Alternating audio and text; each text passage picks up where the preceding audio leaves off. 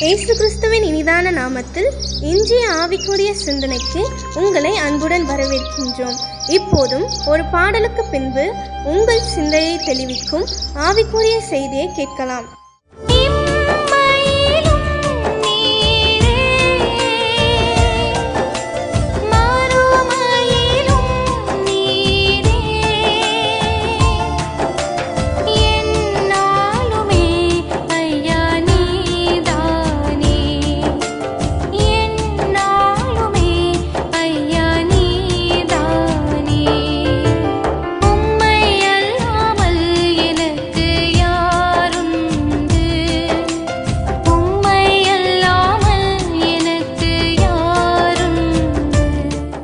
ஆண்டவர் இரட்சகருமாகிய இயேசுவின் இனிதான நாமத்தினால் உங்களை வாழ்த்துகிறேன். நம்முடைய ஆவிக்குரிய சிந்தனைக்காக யோவான் எழுதின சுவிசேஷம் 6ஆம் அதிகாரம் 67ஆம் வசனத்தை நான் வாசிக்கிறேன். அப்பொழுது இயேசு 12 நோக்கி, நீங்களும் போய்விட மனதாயிருக்கிறீர்களா என்றார்.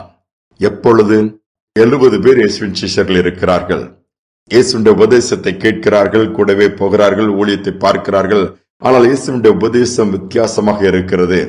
தீர்க்கதரிசிகளும் மகா தீர்க்கதரிசி என்று அவர்களை சொல்லுகிறார்கள். அதிகாரமுடைய வார்த்தைகள் எல்லாவற்றை பார்க்கணும். அதோடு மட்டுமல்ல, அவர் பாதை சிலுவை பாதையாக இருக்கிறது. மரணத்தை குறித்து பேசுகிறார், படப்போகிற பாடுகளை குறித்து பேசுகிறார்.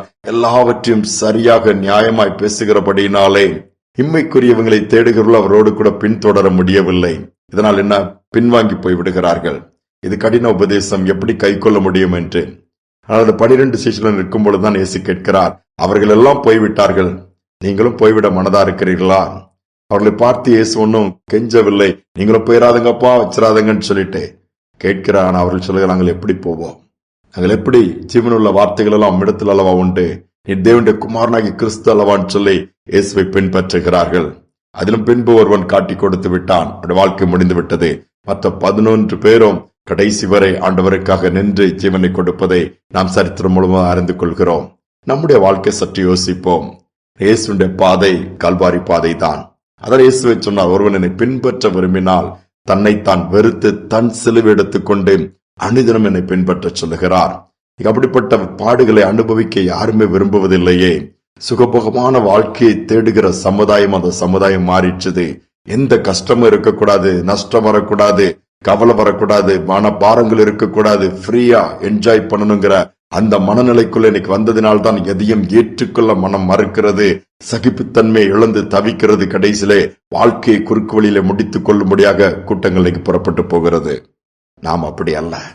பாடுகள், கஷ்டங்கள் உண்டு, நஷ்டங்கள் உண்டு, போராட்டங்கள் உண்டு, பலவீனங்கள் உண்டு. அவையில் மத்தியிலும் ஆண்டவரை சார்ந்தவரை பின்பற்றும் பொழுது நாம் உருவாக்கப்படுகிறோம். ஒரு நாள் எல்லாவற்றையும் நமக்கு ஜெயமாய் மாற்றி கொடுத்து மறுமைக்குரிய வாழ்க்கை கர்த்தர் நமக்கு கொடுப்பார். இயேசுவின் பிரசங்கம் இம்மைக்குரியதாக இல்லை, மறுமை குறித்து பேசினார். அதற்கு நாம் அந்த ராஜ்யத்தை பெற்றுக் கொள்ள வேண்டும் என்று பேசினார். நம்முடைய வாழ்க்கை சற்று யோசித்து பார்ப்போம். இந்த உலகத்தின் காரியங்கள் போராட்டங்கள் தான், பாடுகள் தான். இயேசு அதை தான் சொல்லியிருக்கிறார். அதை ஏற்றுக்கொள்ள முடியவில்லையா? ஏற்றுக்கொள்ளவில்லை என்றால் நம்ம இயேசுவை பின்பற்றவில்லை என்றுதான் அர்த்தம். ஒரு பெரிய தொழில் அதிபர், ஏராளமானவர் வேலை செய்கிறார்கள். அவரும் வயதாகிவிட்டது. தொழில கொஞ்சம் ஆங்காங்கே ஸ்ட்ரகிள் இருக்க ஆரம்பித்து அந்த கம்பெனி நஷ்டத்தை நோக்கி ஓட ஆரம்பித்தது. தொழிலாளர்கள் எல்லாம் பேச ஆரம்பிச்சா, எப்படி இந்த ஆளை நம்பி இங்கே உட்கார்ந்துட்டு இருந்தா இனி நம்ம எதிர்காலம் கஷ்டம்தான் சொல்லி புலம்ப ஆரம்பித்தார்கள். இதை அறிந்த அந்த தொழிலதிபர் ஒரு நாள் அவர்களை கூப்பிட்டு, உங்களுக்கு என்னென்ன தேவைப்படுகிறது நீங்கள் எடுத்து புறப்பட்டு போய்விடலாம், உங்கள் இஷ்டம், நான் யாரையும் கட்டாயப்படுத்தி இங்க உட்கார வைக்கவில்லை சொல்லும் பொழுது, இதுதான் சமயம் என்று சொல்லி அதில் விலையோர்ந்த எல்லாவற்றையும் அங்கு வேலை செய்தவர்கள்லாம் கிடைச்சது லாபம் அள்ளிட்டு போகிறதுக்காக ஓடி போய் உள்ள தங்கள் காரியத்தை செய்ய ஆரம்பிச்சிட்டாங்க. ஒரு ஏழ்மையான தொழிலாளி மட்டும் போகாம அவர்கிட்டே நின்றுட்டு இருக்கிறா. இப்ப நீ அப்பா நிக்கிறா, என்கிட்ட தான் ஒண்ணுமே இல்லையே, என்னை நம்பி உனக்கு என்ன ஆக போகிறது? உனக்கு வேண்டியதை நீ எடுத்து விட்டு போய்விடலாம், எனக்கும் வயதாகி விட்டது. அந்த ஏழை தொழிலாளி சொன்னா, எப்படி எஜமான் உண்மை விட்டு போக முடியும்? எத்தனை ஆண்டுகள் நீங்க நடத்தின அந்த கம்பெனி தான் எனக்கு ஆகாரத்தை கொடுத்தது, வாழ்வை கொடுத்தது, வசதிகளை கொடுத்தது. உண்மை விட்டு புரிந்து போக எனக்கு மனசில்லை, அந்த பொருட்கள்லாம் எனக்கு தேவையில்ல, நீங்க எங்க இருக்கீங்களோ உங்களுக்கு இன்னும் தொடர்ந்து நான் பணி செய்ய, பணிவிடை செய்ய விரும்புறேன்னு சொன்னதும் அந்த தொழிலதிபருடைய உள்ளம் அப்படியே உருகிடுச்சுது. எல்லாவங்களும் மற்றவங்களாம் போன பிறகு மீதியான காரியங்கள் எல்லாவற்றையும் எடுத்து மற்ற காரியங்கள்லாம் வைத்து ஒரு நல்ல விதத்தில் அந்த தொழிலை சீரமைத்து இந்த ஏழை தொழிலாளி கையில பொறுப்பை கொடுக்கிறார். யோசித்து பாருங்கள். இதை போலதான் ஆண்டவரும் கூட. பாதை கடினமாக தெரியல, ஆனால் அதனுடைய முடிவு ஆசீர்வாதம் நிறைவான நன்மை உண்டாகிறது ஒன்றாகத்தான் இருக்கும்.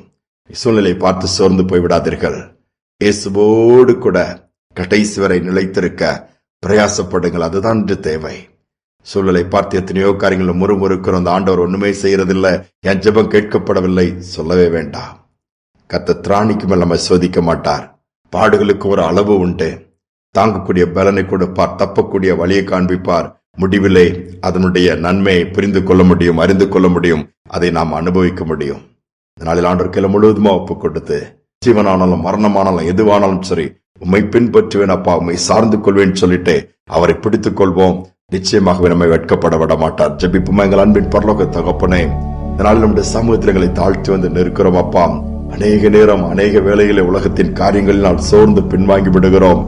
ஏதாவது நினைத்தது நடக்காவிட்டால், விரும்பினது கிடைக்காவிட்டாலும் முறுமுறுக்கிறோம். இந்த நிலைமையெல்லாம் எங்களை விட்டு எடுத்து போட்டு உம்மை பின்பற்றுகிறவர்களாய் எந்த சூழ்நிலையிலும் மனரம்யமா இருக்கக்கூடிய இருதயம் எங்களுக்குள் உண்டாகட்டும்.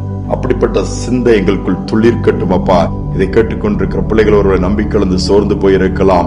எத்தனை ஆண்டுகள் காத்திருப்பது, எத்தனை நாட்கள் எதிர்பார்த்து சோர்ந்து போய் என்ன செய்வது என்று சொல்லி, போதும் என் வாழ்க்கையில் எனக்கு பலன் இல்லை, இனி தாங்க முடியாது, அவ்வளவுதான், முடிவில்லாமல் அநேக பிரச்சனை தொடர்கிறதே, இவைகளுக்கெல்லாம் ஒரு முடிவு வராதா, ஒரு மாற்றம் வராதா, ஒரு விடிவு உண்டாகாதாண்டு அங்கலாய்க்கிற பிள்ளைகளை இந்த நாளில நினைவு கூர்ந்து நீர் சென்ற பாதை தொடர்ந்து அந்த பாதையிலே பின்தொடர நீர் உதவி செய்வீராக.